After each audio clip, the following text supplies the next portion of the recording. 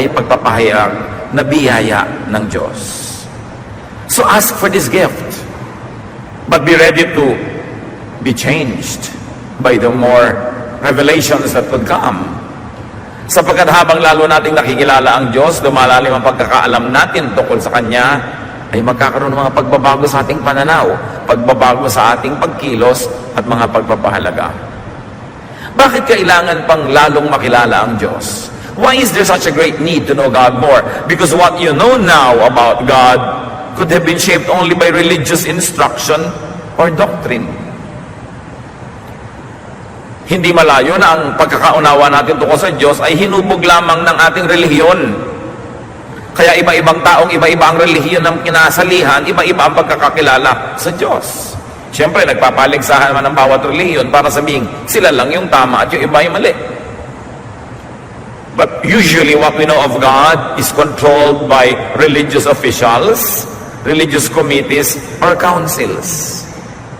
Mga grupo ng taong matataas ang posisyon, magaganda kumisa ng mga suot, at sila ang nagsasabi, ito ang Diyos, ito ang dapat mong malaman tungkol sa Diyos, at ito ang kahulugan ng salita ng Diyos. It's possibly correct, but also possibly biased, myopic, self-serving. That's why religious groups oppose one another. Will all subscribe to the idea that there is really one supreme God, creator of all. Iba-iba kasi ang pananaw ng mga relihiyon.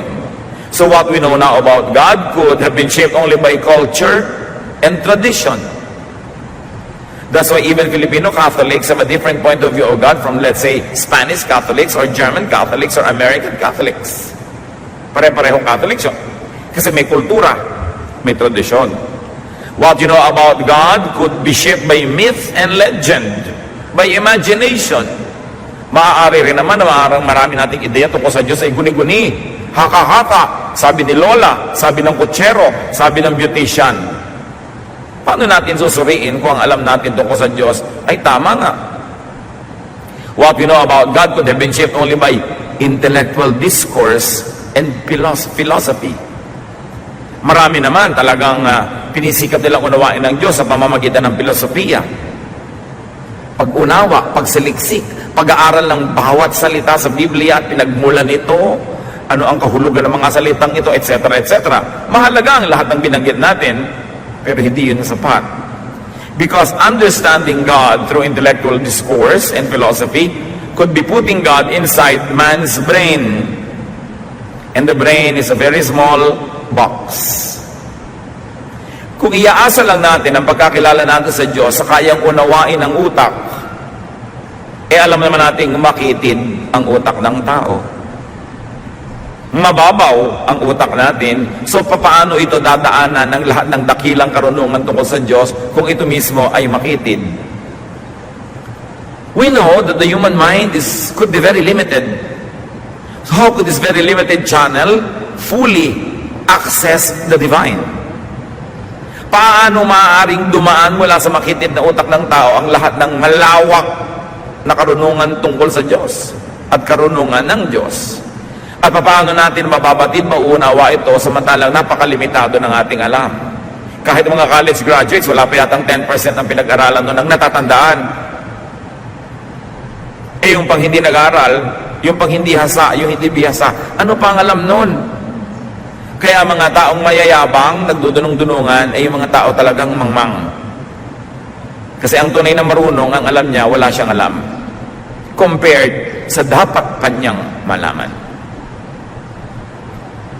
What we know about God could have been shaped by all what we have mentioned or a salad of these things. Nagkahalo-halo na, naging bulang lang ang pagkakaalam natin tungkol sa Diyos. Kaya litong-lito ang mga tao. What you know about God could be partially right and partially wrong. Or it could be horribly wrong. Tulad ng puna ng Panginoong Jesus sa mga relihiyoso sa kanyang panahon. Matthew 22:29, Jesus answered, "You are completely wrong. You don't know what the scriptures teach, and you don't know anything about the power of God." Sino ang kausap niya? The religious leaders of Israel. If Jesus would say that the religious leaders of Israel were completely wrong, that they don't know what the scriptures teach, and they don't know anything about the power of God, well, they have devoted their entire lives to religion, what else could be said of people who devote less energy to knowing God? Sila na yun, tayo pa kaya? Mahalagang patuloy na saliksikin kung sino ang Diyos, ano ang kanyang kalooban, at ano ang kanyang katuruan. Meanwhile, ang sabi sa Ephesians 1:17 na binasa natin sa pasimula, the spirit of wisdom enables a person to know God better.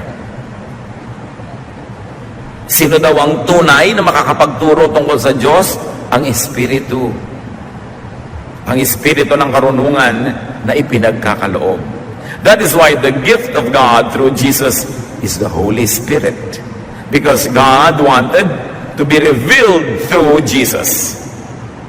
And the agent is the Holy Spirit of God. John 16:13. The Spirit shows what is true and will come and guide you into the full truth. The Spirit doesn't speak on His own. He will tell you only what He has heard from me, and He will let you know what is going to happen. The Lord Jesus speaking. Sabi niya, ang Espiritu ang magbubukas ng inyong isip. Ang Espiritu ang magpapakilala sa inyo sa Ama. Ang Espiritu ang magtuturo sa inyo. So what people need to know God more are not more scriptures, not more verses. Sa dinami-rami nga niyan, hindi na mapag-aralan lahat.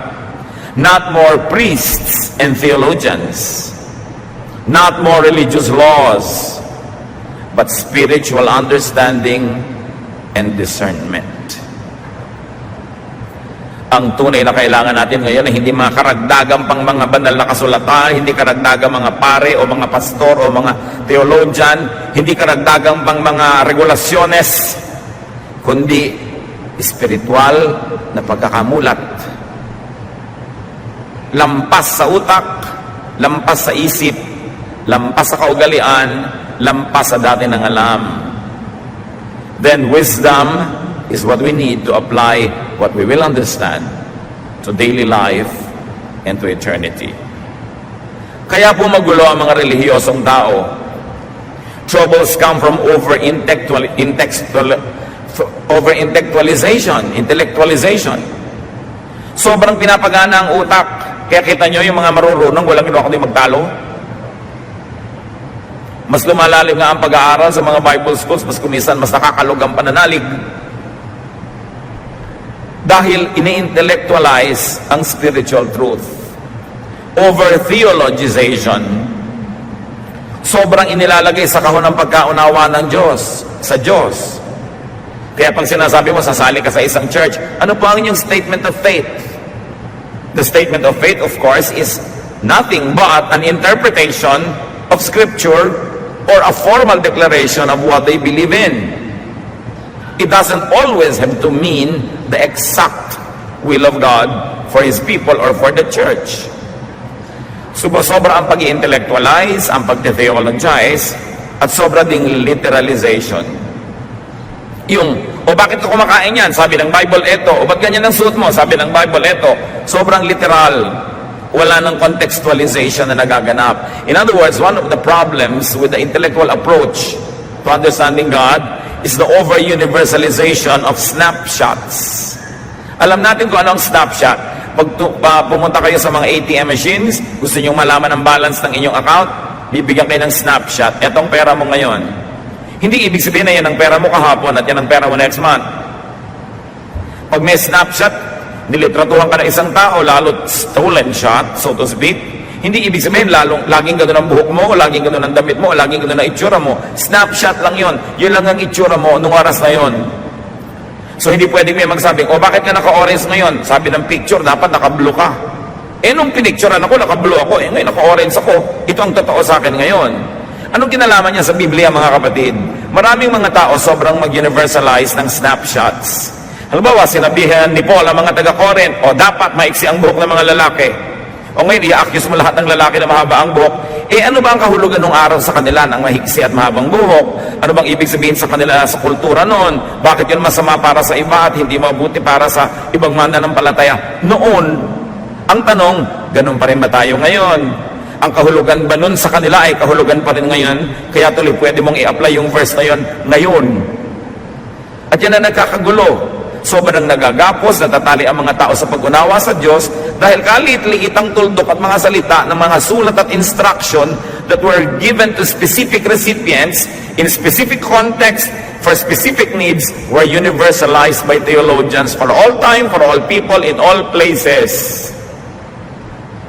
Nawawalan tuloy ng alat, ng sarap ang salita ng Diyos kung ino-over-universalize at ino-over kulang sa contextualization. Ang nagiging pag-unawa tungkol lang natin sa salita ng Diyos is all purely intellectual, mental. Knowing God better is a spiritual process. Of course, you begin with something intellectual and mental. You begin with words, you begin with ideas, you begin with symbols, but you don't stop there. You know God beyond intellectual, verbal, and methodical process. Bakit po?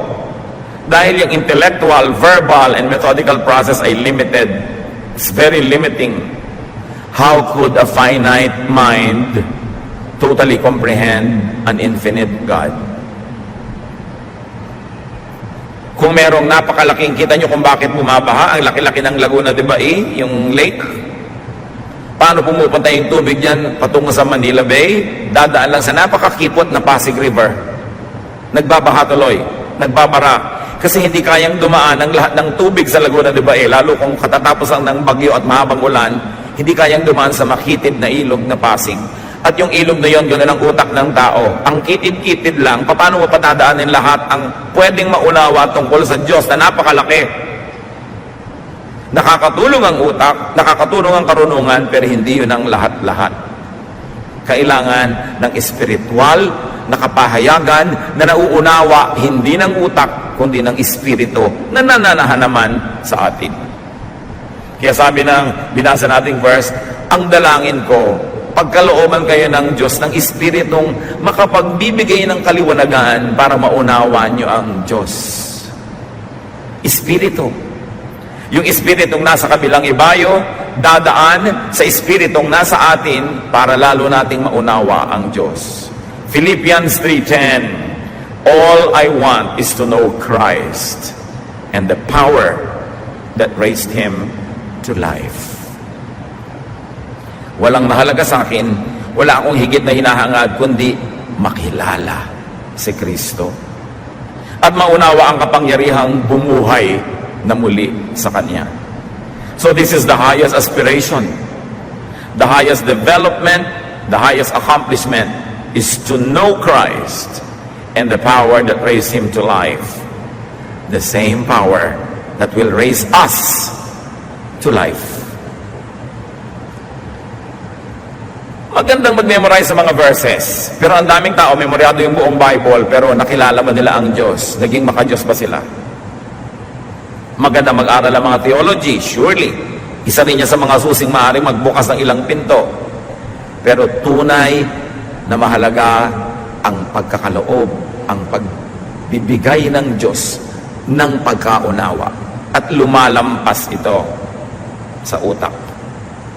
So search for that knowledge of God, for that understanding, for that power that raises one to life. Napakagandang hangarin na maunawa mo kung paano binuhay si Kristo. Dahil ganun din tayo bubuhayin. So hindi lamang mga theological decorations, theological knickknacks that lead not to life but often to quarrels. Bakit natin kailangan seryosohin itong ganitong pag-aaral, mga kapatid? Madali naman magturo ka ng verse, ibigay mo yung kahulugan, historical background, application today, tapos ang kwento. Pero hindi lang dapat dinadaan sa mga gano'n ang pag-unawa sa Diyos. Dapat magbukas pa tayo ng ibang channels. At pwede yan sabay-sabay na bukas because we were fearfully and wonderfully made. There is so much more to know about God beyond what we hear and what we see in verses. So know God spiritually. How do you do that? Through prayer and meditation on your own. Dapat nating sariwain, balikan at buhayin yung personal na pakikipagniig sa Diyos. Yung wala kang sinasabi, nananahimik ka lang, hinahayaan mo lang kausapin ka ng Espiritu. Beyond words, beyond sermons, beyond reason, beyond thought, beyond the mind, beyond logic. Sobra na tayong nasanay na para mga baby na sinusubuan, kutsa-kutsarita ng pagkain.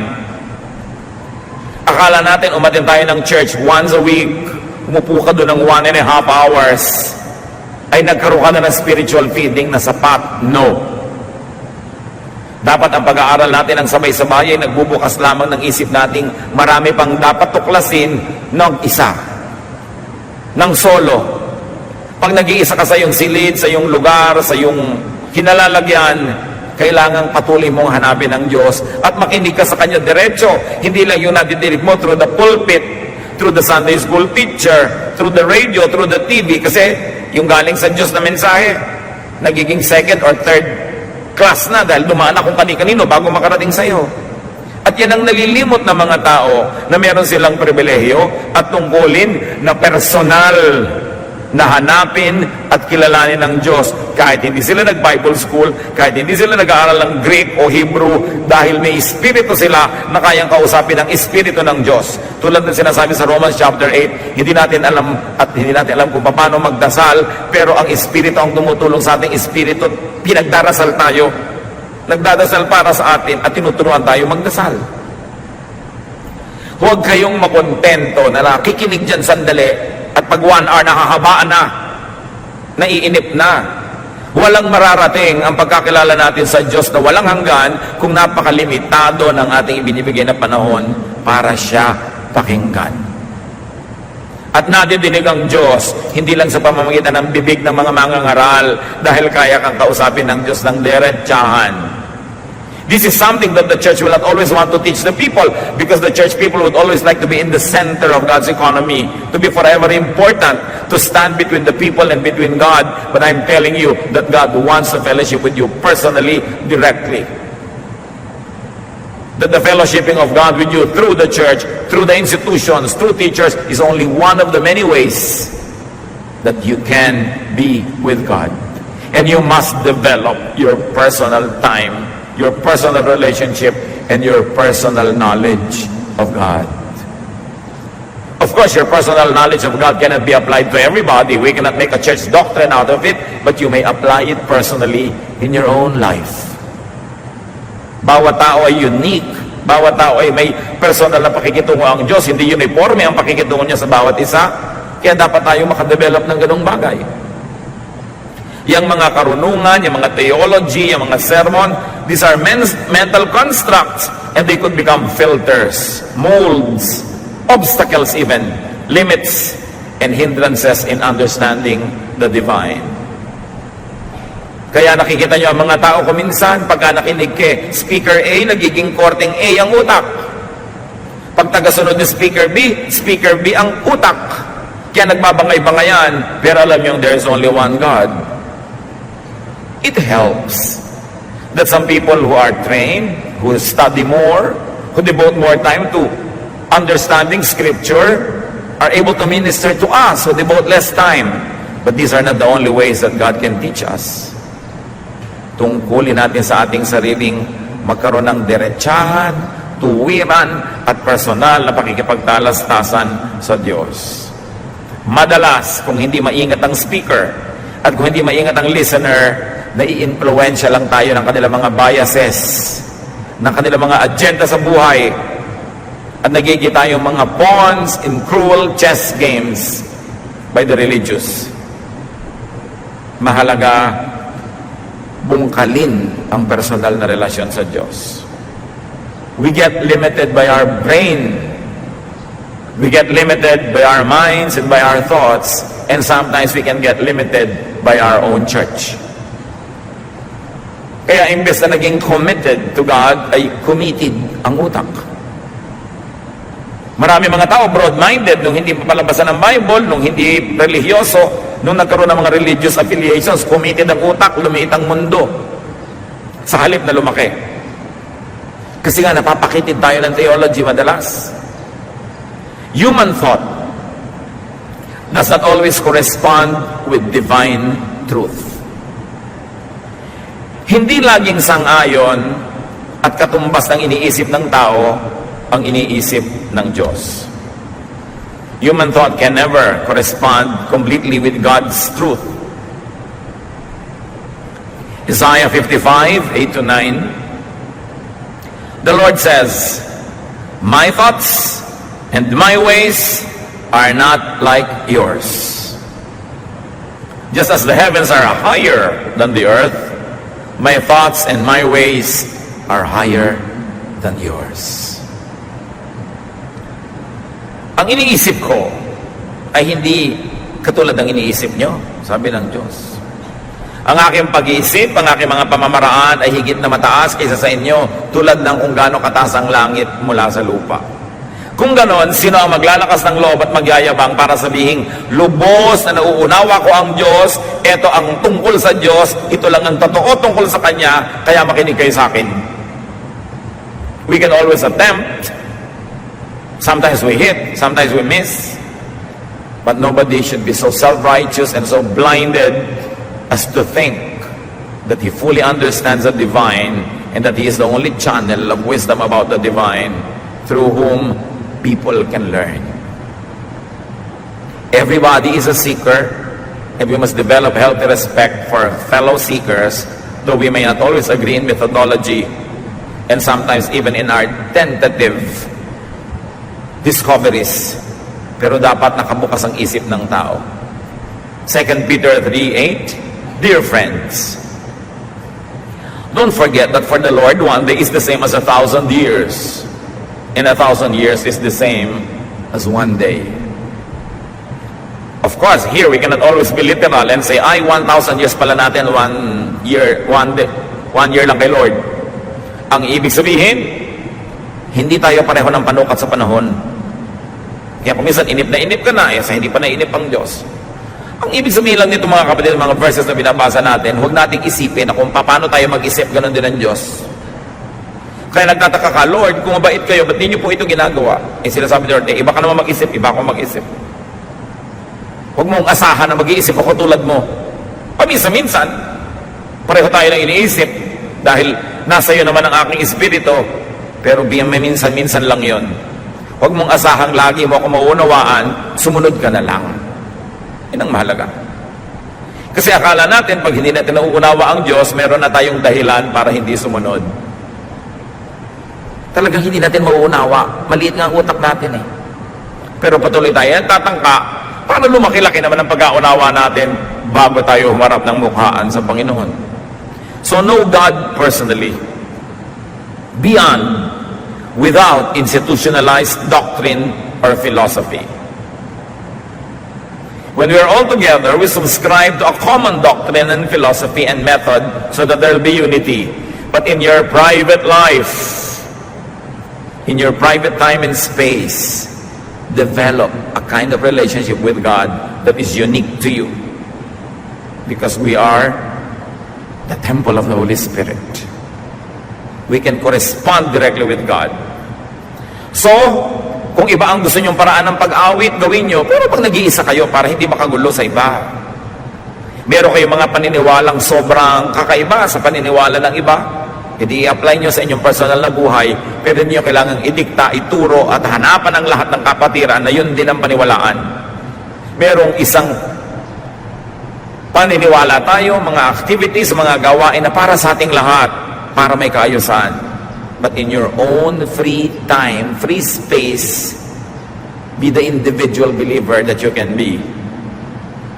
At kahit saan ka pumukol, tatama ka sa langit dahil napakalaki nun. You can never miss God. Each person has God's Spirit. Each person is God's creation in His image. Therefore, each person has the privilege and duty to know God personally. Although we know God corporately as a fellowship, as a church, and whenever we are together for the sake of order, we observe decorum, we observe commonalities. But personal ways of approaching God may be applied in your personal worship. So how do you know God? Through personal reflection. Iba naman yung sabay-sabay tayo nag-aaral, then we all are subjected to, or we are all exposed to the same ideas, but you reflect on this personally and you make personal applications. Huwag lang iasa sa specialists. Tao lang din sila. Kahit gaano kataas ang posisyon, kahit gaano kalaki ang organisasyon, tao pa rin ang bawat isang individual na nandyan, tulad mo, tao rin. Kaya meron kang karapatan, pribilehiyong humarap sa Diyos personally, to hear God's voice, and to get instructions from God directly. We only have to have filters dahil baka naman yung akala mo, instruction from God, imagination mo pala, o desire mo lang pala yun. Kaya maganda rin may counsel, nagpapapayo tayo sa mga mas bihasa, para mas makita natin kung kaya ba natin iniisip na yun ang gusto ng Diyos, dahil pala gusto lang naman natin talaga at ipinipilit natin at naghahanap lang tayo ng sangkalan o kakampi. Napakaraming personal na pagkakakilala sa Diyos sa labas ng templo, kahit sa Old Testament. Napakaraming revelation ng Diyos sa mga personal na mga individual, hindi pinadaan sa religious institutions, although may pinapadaan din sa religious institutions. So know God experientially sa pamamagitan ng ating karanasan. Lasapin ang Diyos.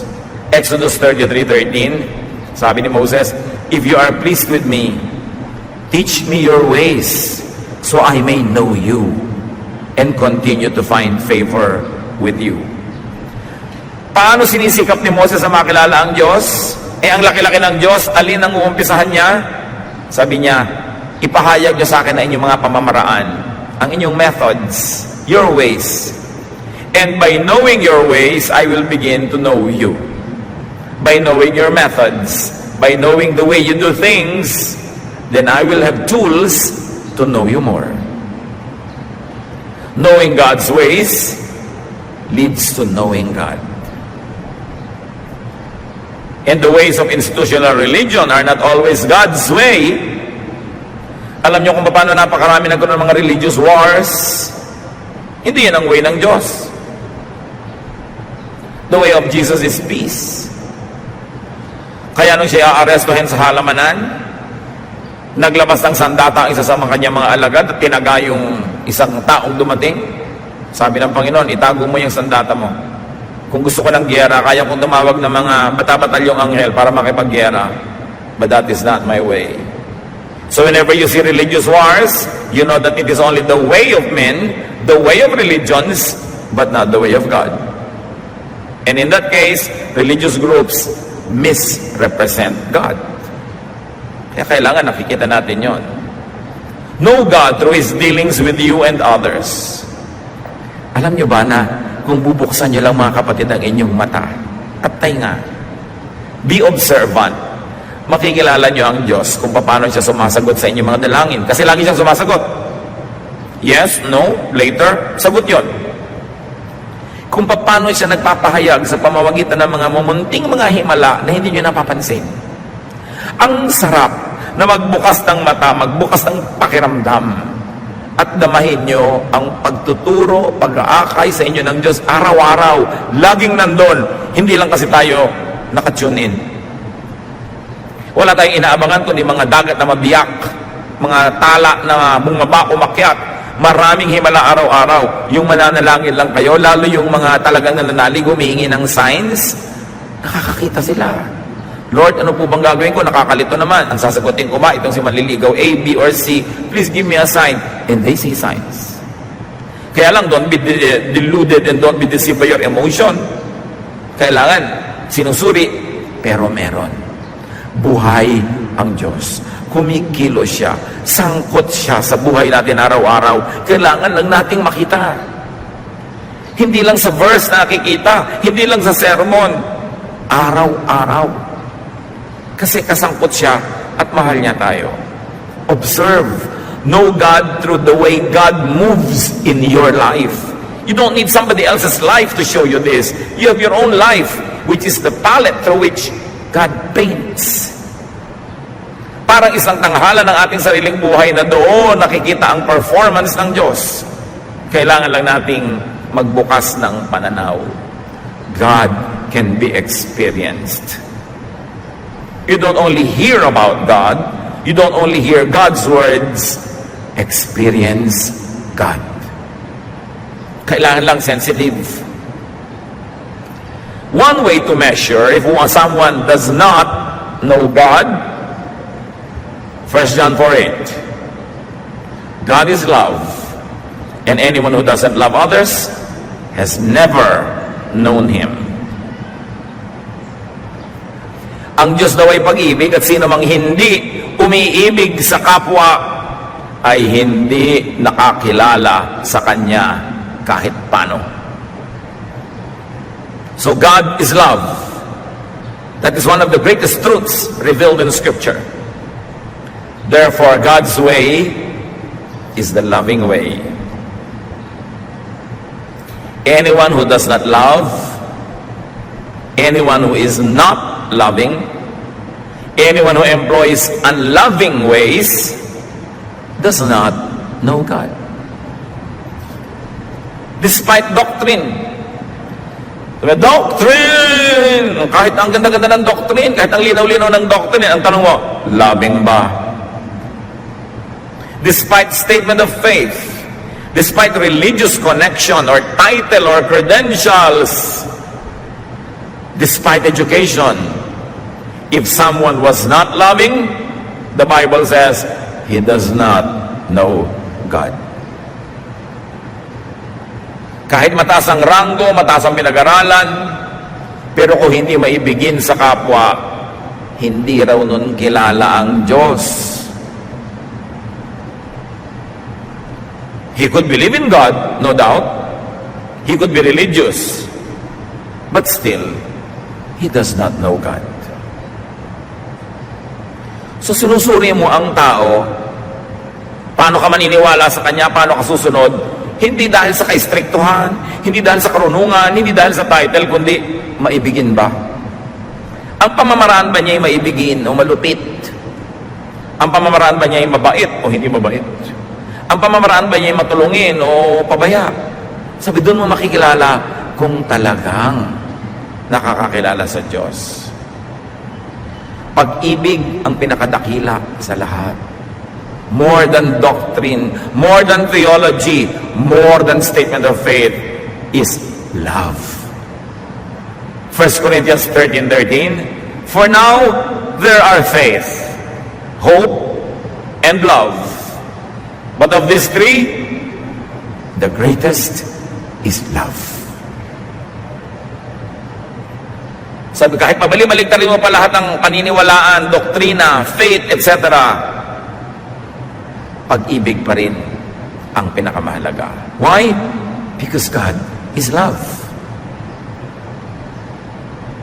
Love is the greatest doctrine. Halimbawa, sumasali ka sa church, ano ba bang doktrina nyo dito? Bautismong lubog, wisik, o buhos? Hindi yon. Ang titingnan mo, maibigin po ba kayo? Ano ba ang doktrina nyo? Pre-trib, post-trib, mid-trib. Awayan siyempre ang mga marurunong. Pero sabi, the greatest is love. Eh ano naman ang pakialam ko kung post-trib, mid-trib, o pre-trib kayo? Pero loving ba kayo? Mamahalin nyo ba ako dito sa church na to? O gagamitin nyo lang ako ng 2 taon, 5 taon, pero pag nagkamali ako, sisipain nyo ako, ipapahiya nyo ako sa pulpito. Loving ba kayo? Yan ang tanong. Love by itself is doctrine. Loving is the greatest religious act. That's why Jesus died on the cross. He did not die preaching. He did not die disciplining people. He did not die na namamalo, nagagalit, nanguhusga. He died loving. Ipinapako na nga siya, ang hinihingi pa ng tawad sa Diyos, yung nagpapako, Father, forgive them for they know not what they do. 1 Peter 4:8, most important of all, you must sincerely love each other because love wipes away many sins. Isipin ninyo, binubura daw ng pag-ibig ang maraming kasalanan. Sa iba, o may kasalanan ka, paano natin buburahin? Paparusahan kita. Pag nasyahan ako sa parusa, o sige, brado. O magmumulta ka, magbabayad ka. Pero sabi ng 1 Peter 4:8, ang pag-ibig ang tunay na nagbubura ng maraming kasalanan. Na, burahin na natin kasi mahal kita. Pinapatawad ka na kasi mahal ka. Hindi ka kinukonsente, pero tinatanggap ka kahit ano pa man. Tapos patuloy kang mamahalin, tutulungan para bumangon-bango ka kung dati kang napakabantot. Luminis-linis ka kung kay rumi-rumi, tumawid-tuwid naman kung napakaliko, pero liko-liko, marumi, mabaho, tatanggapin ka because that is love. You are not rejected. That is God's love, but that is not the love of religion. Ititiwalag ka, tatanggalin ka. Kasi hindi ka na magandang example. So, lagi ka na lang tool, instrument. You are never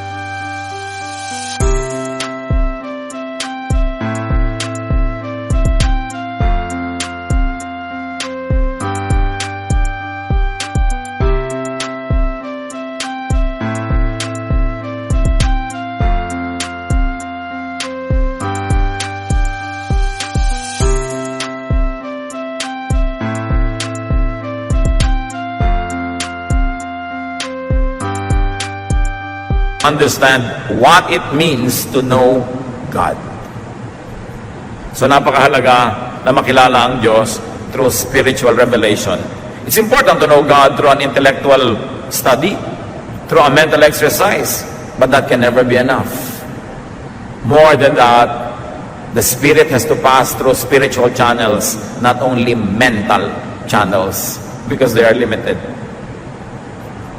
What are some signs of knowing God? Titus 1:16, such people claim to know God, but their actions prove that they really don't. They are disgusting. They won't obey God. And they too are too worthless to do anything good. So here we see that actions can negate and disprove claims of faith and knowledge of God. So hindi yung sinasabi ng bibig, yung ginagawa ng katawan ang dapat nating tingnan para maniwala tayong, oo nga, kilala niya ang Diyos. Look for and look at the body language. In other words, look for love. Sasali kayo ng isang Bible study group, sasali kayo ng isang fellowship, sasali kayo ng sambahay, sasali kayo ng choir, sasali kayo ng whatever. Damahin ninyo kung may pag-iibigan at pagmamahalan. At kung wala, at nandun na kayo, ituwid nyo yan. Dapat may pag-iibigan, pagmamahalan, because that is what every one of us need. Every one of us needs to be loved, to be accepted, to be nourished. So why make it hard for others? So kung kayo nakasali na sa iba't ibang organisasyon, pulsuhan ninyo ang inyong organisasyon. Loving ba tayo? Nagtutulungan ba tayo o nagchichismisan? Do we stab each other in the back or do we support each other? Dapat ganun. Kung hindi, huwag na lang kayo sumali. Sayang ang oras nyo. Yung a-attend ka ng choir practice, eto na naman, malapit na naman akong dumating sa snake pit. Ba't ka pa sumali? Sasali ka sa isang grupo, eto na naman, kailangan ko lakasan ng loob ko kasi nakakainis sa mga tao dito. What for? Pero dapat ang lahat nagko-contribute para maging loving ang climate. Hindi lang sila magmamahal sa'yo, ikaw magmamahal din sa kanila. Hindi lang ikaw ang hahanap ng pagtanggap at pagpapatawad, kundi ikaw din tatanggap at magpapatawad. And you create a climate of love. And when there is love, Jesus is there. Kaya more than anything else, ang dapat lagi nating unahin, magmahalan, magpatawaran, sa bahay, sa trabaho, sa neighborhood, sa church, sa bayan. Mahalaga yon. Yun ang tunay na espiritu ni Kristo. James 2:19-26. You surely believe there's only one God. That's fine. Even demons believe this, and it makes them shake with fear. So nyo, naniniwala kayong may Diyos? Okay. Pero huwag niyong kakalimutan, kahit ang mga diablo naniniwala na may Diyos. So, wala kayong pinagkaiba sa mga diablo kung nandun lang kayo sa paniniwalang may Diyos. Pareho lang kayo. Our ancestor Abraham pleased God by putting his son Isaac on the altar to sacrifice him. Now you see how Abraham's faith and deeds worked together. He proved that his faith was real by what he did. We please God by what we do, and not only by what we believe. Anyone who doesn't breathe is dead, and faith that doesn't do anything is just as dead.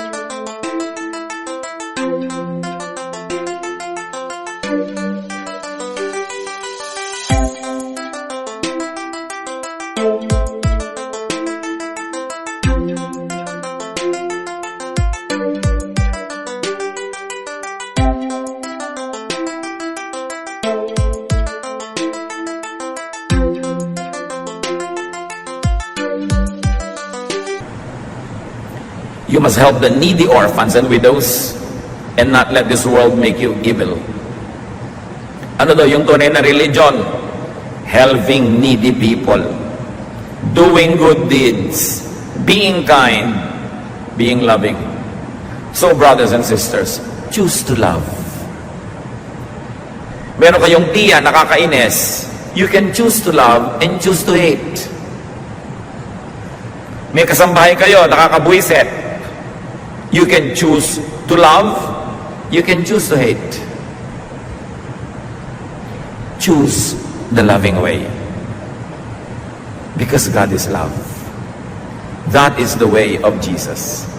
Sayang lahat ang oras natin kung mayroon na naman kayong chance pumili, tas you will choose to hate. May kaharap kayo, you can choose to be kind, but you choose to be unkind. You can choose to forgive, you choose not to forgive. Sayang ang lahat. Dahil sa